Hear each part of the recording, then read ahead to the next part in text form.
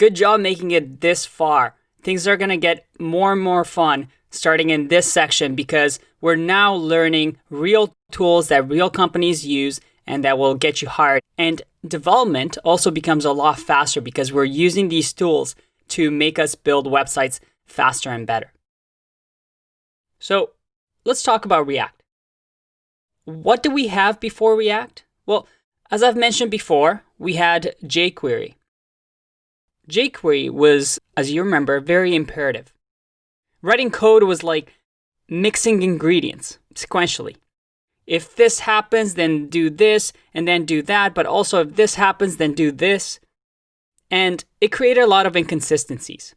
And if you remember the DOM manipulation section, well, that is really, really difficult. And constantly keeping track of what changed and what to change is a huge mess. And it creates for very slow development. And as your website gets more and more complex, it becomes very, very hard to scale, which means it becomes very hard for teams of developers to manage it. Now, React was created at Facebook. As you know, Facebook is a pretty big app, and a lot of things need to happen for it to work well. And they had this problem, and they created React as a way to solve this issue and be able to have a tool that allows them to build websites in a nice, predictable way that you can have multiple developers working on it at the same time. And I like to use the analogy of a bread machine. Using React is kind of like that. You just throw in the ingredients, and React does all this magic underneath the hood and puts out a website. So it's very reliable and very consistent. And it does one thing really, really well, and that is the view. It manages to make our websites, the DOM, change in predictable ways that is easy to scale and easy to manage. And the beauty of React is that because it's just the view, it doesn't necessarily mean it's only for browsers. As a matter of fact, React can be used with mobile devices to build native apps. It's used in virtual reality apps. You can build desktop apps with React. Anywhere that has a view, well, React can use it. And big companies, as I mentioned before, Facebook and Instagram use React, and Netflix uses React. Whenever you browse through movie choices, well, that's using React underneath the hood. It's a very, very useful tool and in very high demand. So I'm excited to talk about React and teach you this valuable skill in this section. Now, in order to understand React, there's a few things that we want to go over. And these are principles that are very valuable that have been learned over the years by developers. One is the idea of thinking in components. Up to this point, we've just built websites. Everything is just one JavaScript file, one CSS file, one HTML file. But wouldn't it be nice if the web was a network of these small components? Think of them as Lego blocks, where everybody builds a specific Lego block, and you just combine these Lego blocks to create your website. That is the idea that React established. Let's use this as an example. You first have atoms, which, as you can see here, are icons and little small indivisible elements on your website, such as images, there's some text, and you divide these into atoms. From there, you form molecules or combine atoms that have similar functionality, such as the navigation bar down here. You combine individual atoms to add some functionality.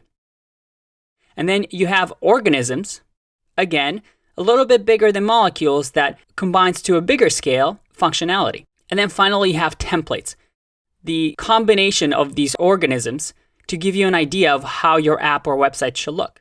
Finally, you have your pages, that is, the page of your app.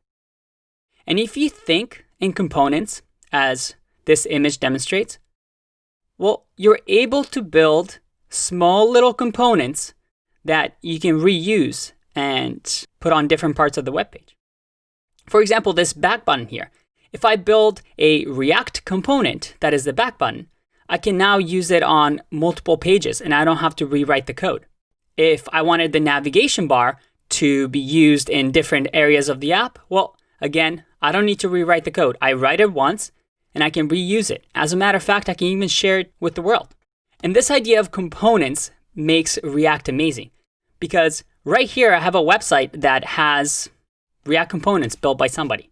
And we can reuse these.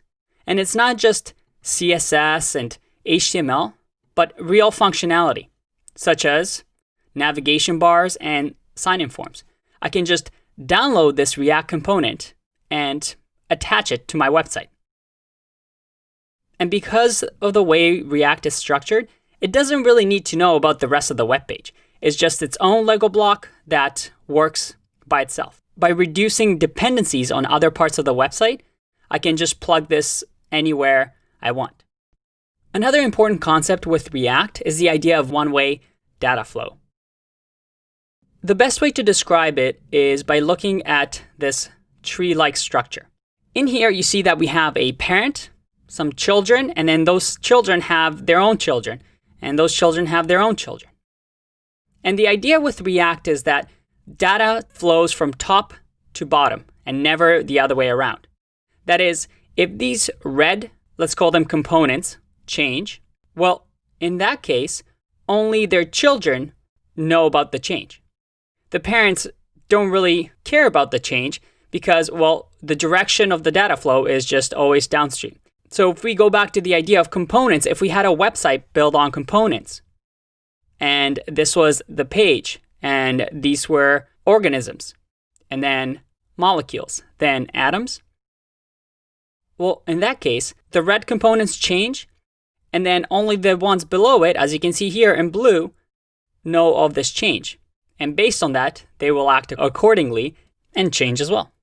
Now, without actually having a problem, it's hard to understand this concept, but trust me, this is a very important concept that React brought in. It creates a lot of really nice bug-free code.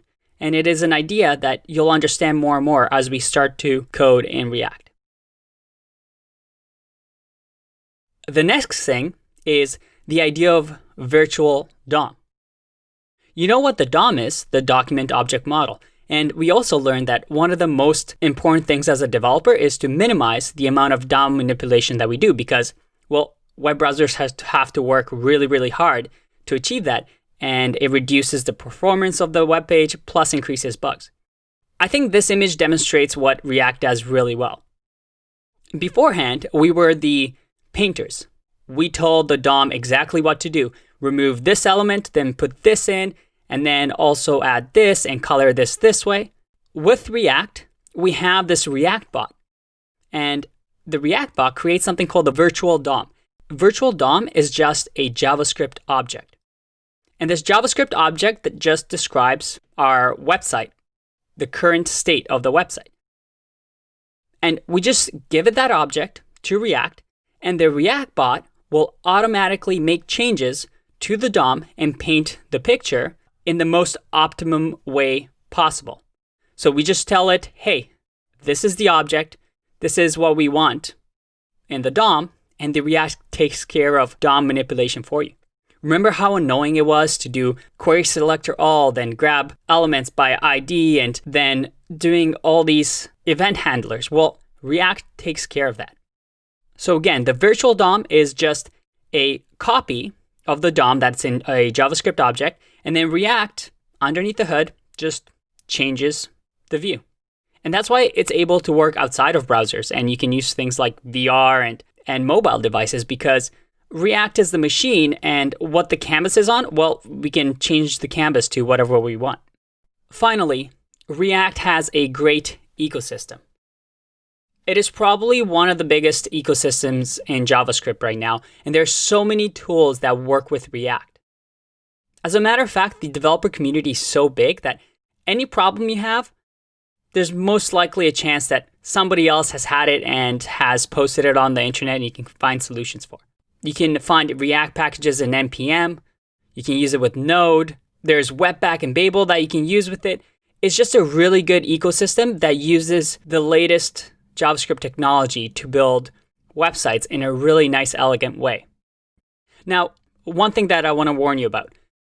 In this section, we're going to see code like this. And it's going to look very strange at first. It's like the same way when you looked at JavaScript the first time. It seemed like a whole new different world. It will when you first look at this. But trust me, knowing what you know about JavaScript, this becomes really, really easy. You have classes that extends the React component, and this is how we build components. We have constructor, again, that we've seen in advanced objects. And then each class has a mandatory render function that you just tell it what this clock should render. And as you can see, it looks like HTML, isn't it? It's not exactly HTML, but the syntax is very similar. So even by looking at this, you see that this clock component, again, this Lego block, just returns a hello world h1 tag with an h2 that says it is, and then the time. Again, just to give you a heads up, you're going to hear words like props and state and React components, but these are just language syntax that you'll learn, and it's actually quite easy once you get used to it. So don't worry, this is all going to make sense by the end of it. And you know what? We're going to be building a pretty cool app. It's called RoboFriends. And we're going to build this app that, well, searches through your robot friends. And you can find their contact information. And as you can see, it updates live. It's super fast. It's responsive. It's going to be a lot of fun. And we're going to build this pretty fast just to show you how powerful React is. All right. I'm really excited to get into this section. You're going to have a lot of fun. I'll see you in the next one. Bye-bye.